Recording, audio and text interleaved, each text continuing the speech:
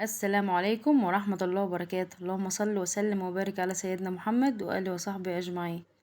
عاملين ايه؟ يا رب تكونوا بخير. ان شاء الله هنعمل معاكم كماج باللبن. انا عملته كتير، او العيش باللبن زي ما بتسموه. وهنعمل كفتة كمان في الفرن. معايا هنا كيلو ونص من الدقيق. هنحط عليهم كيس بيكنج باودر واتنين كيس فانيليا. ومعايا هنا معلقة لبن بودر. لو مش موجودة عادي، يعني مش مهم. معايا معلقتين سمسم.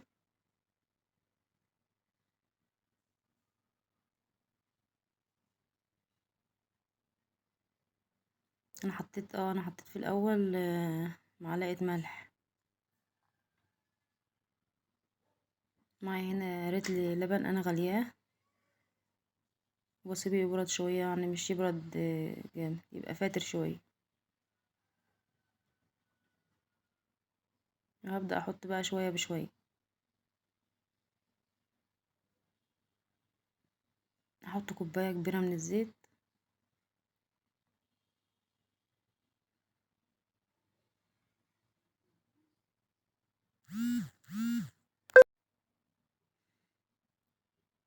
وهنعجن كويس. هنا كان معايا معلقه كبيره من الخميره عليها معلقه سكر، وسبتها لما رفعت كده احطها برضه.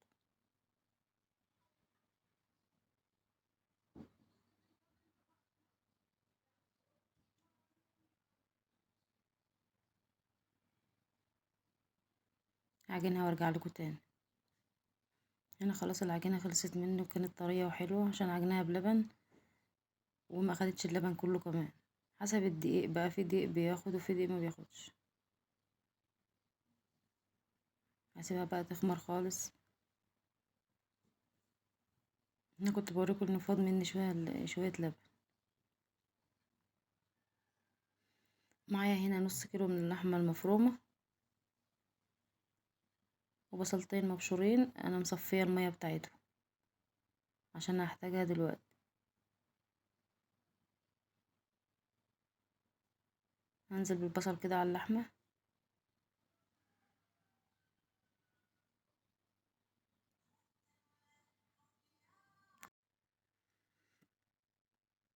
معايا هنا معلقه بقسماط ومعلقه دقيق ونص معلقه بيكنج باودر. معايا هنا شويه شبت على كزبره.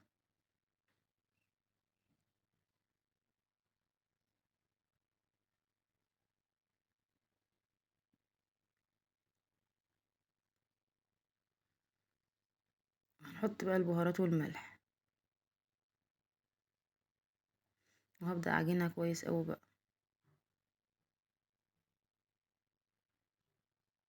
هنا خلاص اتعجنت اهي.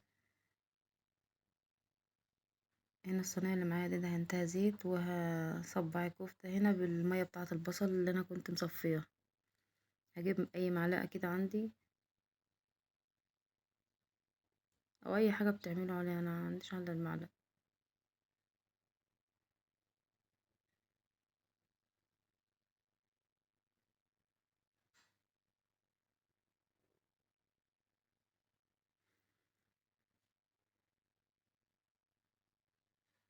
مية البصل بتديلها لمعة كده وريحة كمان، مش بخليها تلزق وانت بتشيلها من على المعلقة.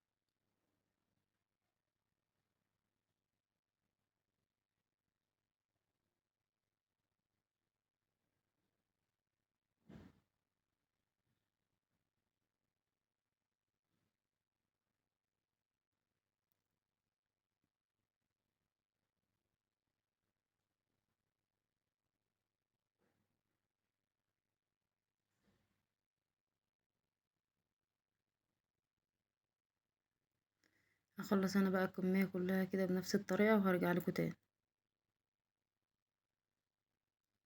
هنا خلاص خلصتها اهو. هدهن وشها كده بالمية بتاعة البصل، واحط عليها معلقة من الزيت، وهنسيبها كده لغاية ما نشوف العجين بتاعنا نقطعه.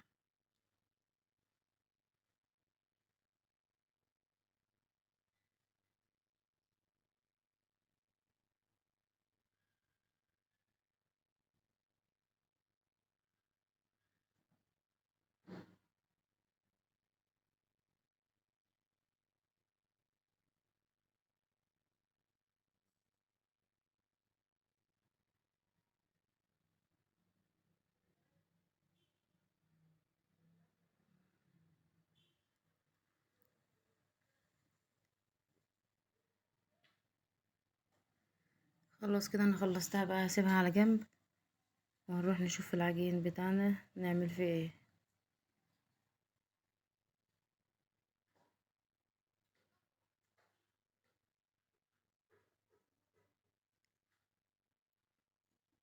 هنا خلاص العجين كان خمر معايا، لان انا مش عامله كتير، ده كيلو ونص بس. هبدأ اقطعه الاول واسيبه كمان يرتاح شويه.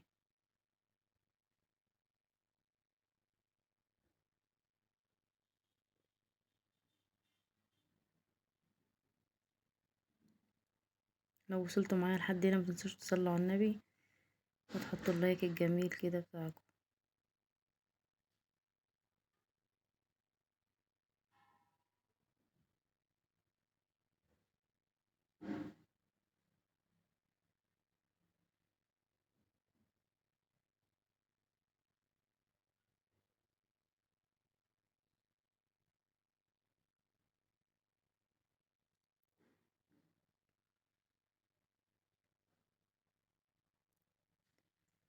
هنا خلاص انا قطعتهم كلهم، خلاص غطيتهم كده وهسيبهم 5 دقايق يرتاحوا، وابدأ اخبزهم معاكم.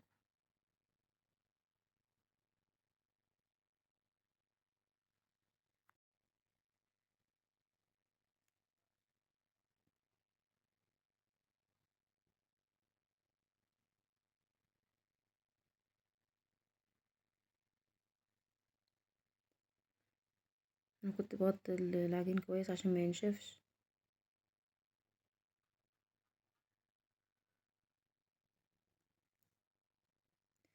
هنا بقى خلاص هبدأ افرده معايا، انا بفرده على بتاع المصفى دي، من اللي مش متوفر عنده ممكن يعملوه على الطبلية عادي، يفردوا على اي حاجة، بس انا اتعودت عليها يعني مبعرفش اعمل غير عليها.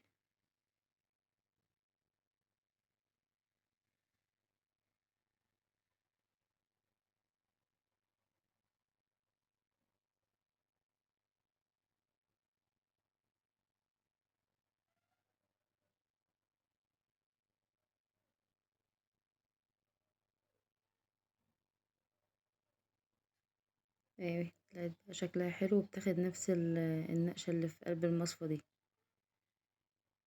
انا بقلبها كده على وشها واحطها على اي قماشة كده على صينية. لازم القماشة تكون قطن، لان لو انا حطيت مشمع او اي حاجة مش قطن ممكن يلزق في بعضه بيسيح عشان احنا في الحر.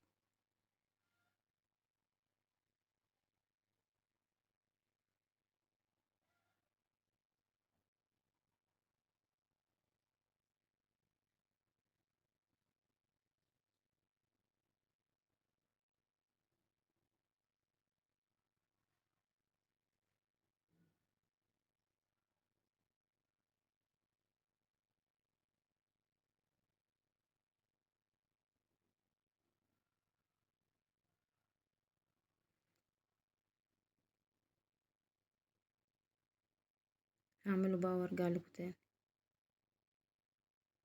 انا هنا خلصت اول دور، لسه هحط كده اغطيه واحط كمان دور فوق على ما العجين بتاعي يخلص. خلاص هنا خلاص كنت بقى نزلت عند الفرن بعد ما ارتاح شوية. وقب معايا خلاص اهو، بس انا لما ياخد لون من فوق ومن تحت وبطلعه. لازم النار تكون عالية عشان ما ينشفش، وعشان كمان يقب معانا. يعني الفرن اول ما يسخن هنهدي من تحت ونسيبه عالي من فوق. كده طلعت شوية لسه الباقي، وعلى فكرة كيلو ونص عمل كمية حلوة. هنا خلاص خلصت. يا رب الفيديو يعجبكم.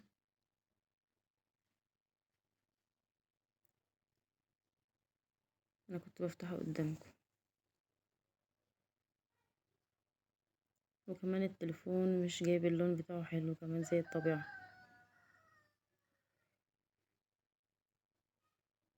انا هنا كنت عملت الكفتة برضو ورا العيش ده، فكنت بجرب واحد كده قدامكم.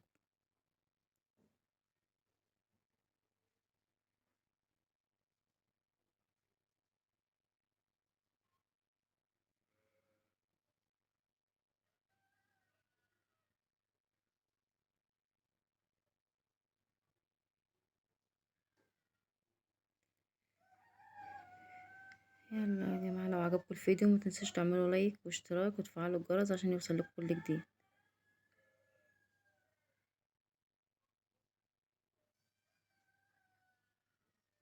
ان انا كنت عاملة طحينة كمان.